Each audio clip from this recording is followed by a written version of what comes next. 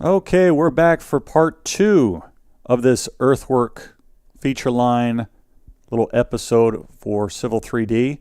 I think I found the issue with being able to add my feature lines to my finished grade surface.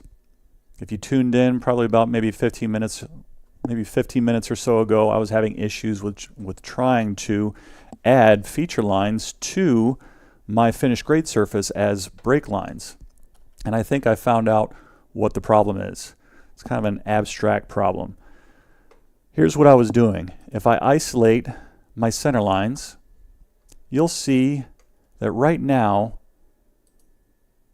with my layer isolation settings, you can kind of see faintly the entire site below my feature lines. Okay? If I select one of my feature lines and select similar, it's not going to allow me to add these feature lines to my surface as a break line because, for whatever reason, I think it might be selecting, when I select similar, I think it might be selecting maybe something within my XREF that's shown underneath here. Even though I'm seeing within properties, the feature line, I've got 6 feature lines that are selected, but for whatever reason, I'm not able to add these as break lines. So what I'll do is I don't really like having this faded out underlay whenever I'm isolating a layer. So I'm going to change this. I'm going to type in, actually I'm going to restore my layers. I'm going to type in ISO LAY, ISO, layer ISO, that's what it is. Okay. If I type in lay ISO, hit settings, I want to turn off everything else except for the layers that I isolate. I'm going to select off. Okay? Press enter for that, and I'm going to isolate my center line. So now it's just solely my center lines that I'm selecting. So if I select them, right click, select similar, let's see if it'll work. Add to surfaces break line, FG, center lines. I like having my stuff in caps. Mid-ordinate distance, 0.1. Click OK. There we go. Now it works. Now I know what I'm talking about here. Okay. So we have our center lines. Next, we need to add our right-of-way. Right-of-way. Select this, select similar, and then add to surfaces break line. Right-of-way. So you can select all of these feature lines all at once. Click OK. But make sure you're not, if you do a select similar, make sure you're not selecting an XREF for whatever reason. I don't know why it went goofy with that, but anyways, we have our right of way, and then we need our tracks. Tracks. Our tracks were roughly about like right here. We have all of our lot tracks, and we will do a select similar with that. Add to surfaces break line. FG, click OK. And we'll label these tracks. 0.1. Okay, so we have everything organized for our break lines within our finished grade surface. So that's essentially it for the finished grade surface. And since I had already established an overall volume surface, this information, this surface gets updated because it's comparing the EG and the FG. So if I come in here, let's do a quick check for the finished grade. I'm going to go to surface properties, change the surface style from hidden to, let's try contours. Let's see what those look like.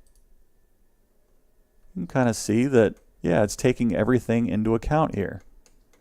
You can see the road center line. You can see the little peak in the road right there. It looks fairly decent. Or decent enough for what we're doing with our earthworks. Excuse me.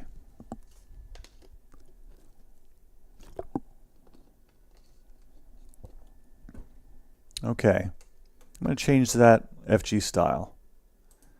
Surface properties, what about elevations? What does that look like? You got something that's nicely color-coded. But I'm going to go into surface properties and I'm going to switch this to hidden, because what I care about, what I care about is the volume surface. Well, how do you create a volume surface? Well, let's go ahead and do that.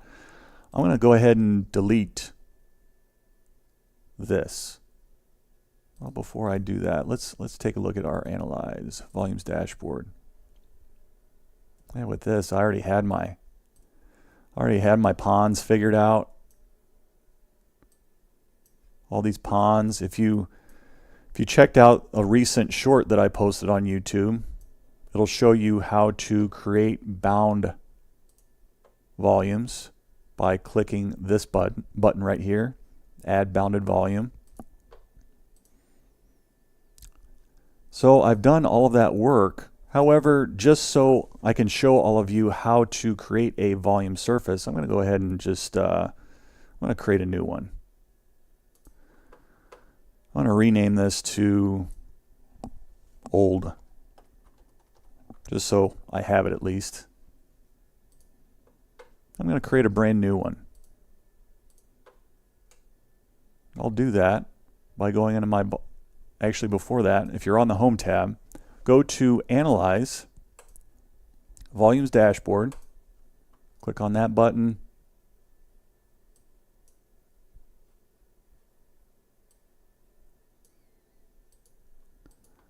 and we're going to create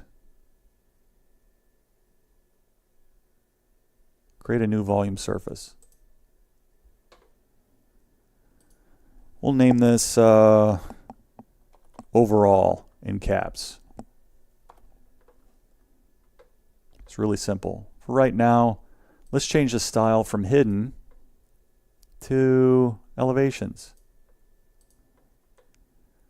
Okay, render material, we'll leave that at hidden, no big deal.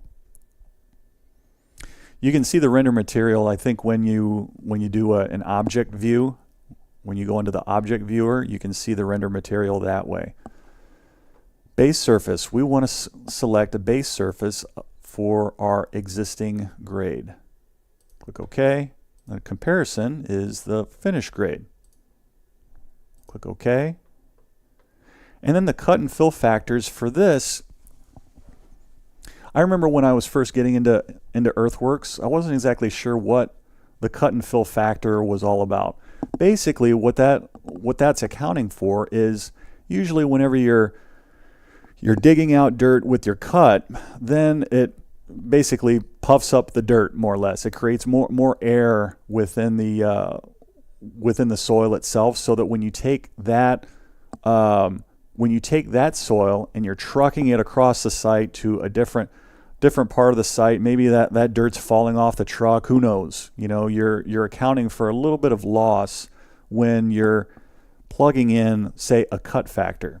So for example, in your mind, maybe on average, maybe 15% of your soil maybe gets lost due to, you know, the state of the soil after you've dug it up, or if you're trucking it to a different part of the site. You can usually shoot for maybe a loss of like 15%, okay? So if you take into consideration 15%, what's 100 minus 15%? 0.85, okay, for a cut factor. But for what I'm doing right now, I'm just going to keep this at 0.1. Same thing with the fill factor. Sometimes with a fill, you know, it has to do with some kind of loss, you know, when you're filling. Let me see here. You know, when you're filling something in, the same type of thing happens when, you know, you're looking to account for some sort of, when you're losing soil, especially when you're compacting soil, when you're cutting soil from one part of your site and you're taking it to another part, and then you have to take into consideration compaction. When you're compacting all that stuff back down, when you're compacting everything back down, then there's a little bit of a loss that you have to account for. So I'm going to leave all that stuff at 1 just for simplicity. I want to click OK. So we have our overall volume. And you can see how it's color-coded everything very nicely. And if I scroll, you can see these numbers. We have our cut and our fill and our net cut fill. So overall, we have a cut of about, what does that say? My eyes aren't so good anymore. Roughly about 17,000 cubic yards. Okay? So what we can do is we can generate a cut fill report by clicking this button. The problem is that sometimes this isn't a great format. You'd like to be able to kind of format your cut fill report a little bit nicer within, say, Microsoft Excel or something like that. Essentially what I did was I copied in these values and I plugged them into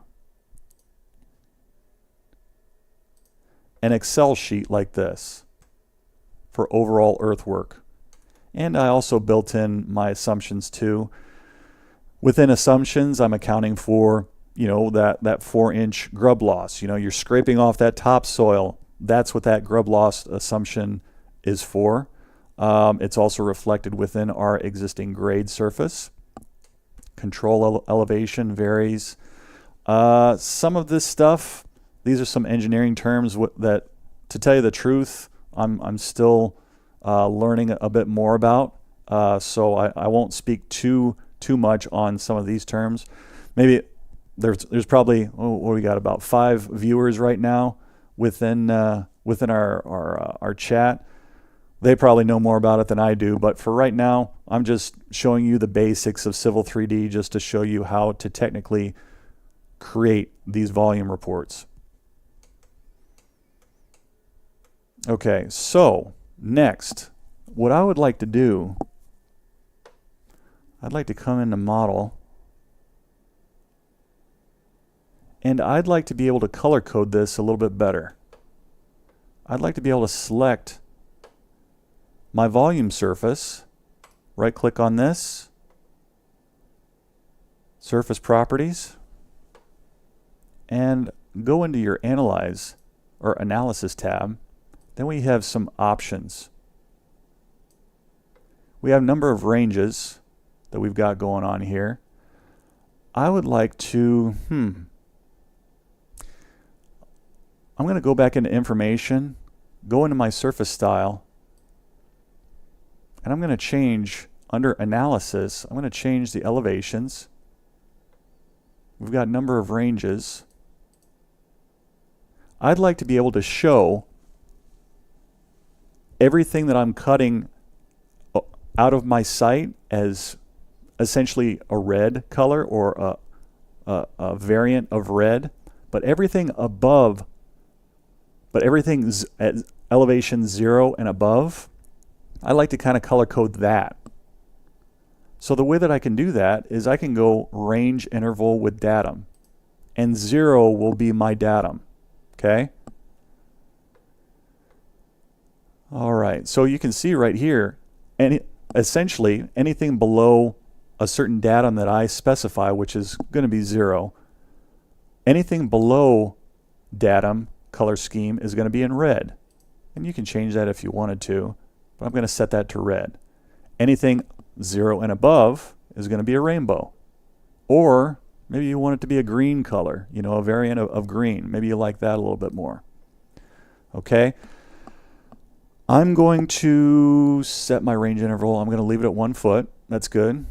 Click OK. And now I'm going to go into analysis. And then I'm going to create ranges by, instead of number of ranges, I'm going to range interval with datum. I'm going to specify 1 foot increments. And then for datum elevation, this is where you set that to 0. And then once you do that, click this down arrow, and it'll set everything up. We have all of our cut is within red, and then once we get to 0 and above, we start getting some pretty colors. Click apply, then OK, and there it does all that stuff for you. So that's essentially it. When you're generating earthworks, it's kind of like a nice way of being able to kind of color code everything and make it look very, very pretty. What if I want my proposed layout to show up? Right now it's unloaded. Right click on this. I'm going to reload this. I'm going to take my surface and I'm going to send this to back. And now you can see everything. You can see everything that's going on. Well, what about for the ponds? What if I'd like to be able to specify volumes? What are the volumes for all of my ponds? Well, I can go onto my volumes dashboard. I did that for the old volume surface. I can select overall and create a bonded volume by clicking this, then coming in here and selecting my top of bank. Top of bank is going to be this green line. Does it do it? It did it. There we go. And it's just all cut right here, more or less. I'm just going to call this pond 100. Watch what it does if I specify pond 100, because since I already created a bound volume with pond 100, it'll probably give me an error. Yep. Bounded volume surface with that already exists. So I'm going to call this pond 100.1. Now it works. So you can come around here. Oops. 200. We'll add a bonded volume. Select our pond. Pond 200. 200.1. Okay? So this at least gets us closer to how we want our earthwork exhibit to show up for our client. What about my elevations table? I don't think this is necessarily correct. Can I come in here and go into home, or is it in annotate? Add tables, volume. Is it under volume or is it surface legend table? Is that what I used? Select my surface, elevations, dynamic. Yep, here it is. Shows up a little strange, but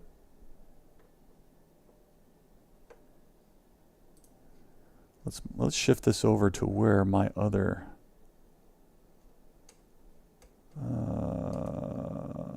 where's that at?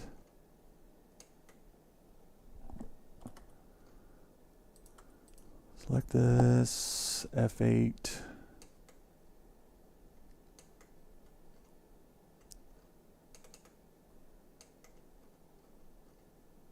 Where in the world is that other one? Oh, here it is, right here. And put it like right here. And then just adjust my viewports. I'll shift this over a little further. But this is just a task that I worked on this past week, and hopefully this can help you guys with being able to do like a similar exhibit. You know, when your boss is asking you for a earthwork exhibit, they'd like to get some rough estimations as to how much fill they're going to be bringing onto the site, or how much cut there's going to be. I want to turn this off. Turn off the snap. There we go. Well, we did a lot today. We brought in feature lines. We assigned it to different sites. We did some troubleshooting with isolating layers. What a pain in the butt that was.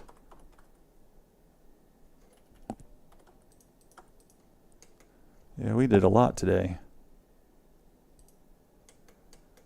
And that's essentially it. Trying to think if there's anything else. Marcos, how you doing, Marcos? Hi, how are you? One question: Do you usually work with gratings? To tell you the truth, just kind of like simplistic gratings. You know, a lot of times people like to use feature lines as opposed to using gratings, just because it's just easier to work with. I found, you know, especially a lot of other people within the office.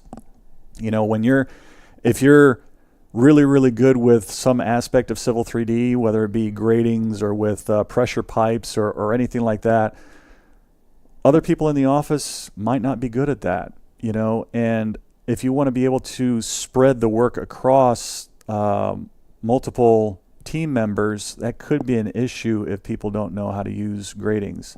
A lot of times I typically use gratings for ditches. I use gratings for ponds. Some bosses of mine don't really like using gratings for ponds. They think it's a little bit too cumbersome. It's an opinion. So you might need to keep that in mind. You know, for example, like this is a good example of a typical workflow within an office. Like I said, when I first started this exhibit, I didn't have a grading plan. They hadn't figured out what the grades were going to be for the road. They hadn't figured anything out for, you know, the building pads, the tracks, all that stuff. The only thing that I had was just a top of bank elevation for my ponds and a bottom elevation for my ponds. And I just plugged all that information, all the stuff that I had at the time, plugged that into a finished grade surface, and then later on, a different team was placed on the project. They graded everything out, and then afterwards, I get the finished feature lines that I can bring into my drawing, and then establish my finished grade surface, and then use that to establish my overall volume surface. If you're interested in really getting into grading, somebody that's very good with grading and getting into more of the design engineering side, you know, you're getting beyond just just learning the software itself. Griffin Furlong, if you look him up, he's the guy that he actually just recently posted a grading video where he kind of goes into gradings. I'm not sure if he goes into Civil 3D grading objects, but he kind of goes through the thought process of how to go about grading a site. So hopefully that helps you. A lot of times I'm getting tips from him. He's a very good resource for learning more and more about civil engineering and how to apply that to Civil 3D. I'm more or less kind of like the technical guy. I'm the guy that knows how to use Civil 3D functions and whatnot, but as far as the constructability of something, Griffin is very good at knowing how to go about doing that. So hopefully this live stream or live streams have helped you. What I'll probably do is just combine these two live streams and create just one complete video. It's kind of a pain how Civil 3D will kind of go wonky on you during a live stream, but hey, you have to roll with the punches, you know. So aside from that, that's pretty much it. That's what I do when I'm creating a Earthwork management exhibit. That's pretty much the end of the live stream, folks. Until next time, take care.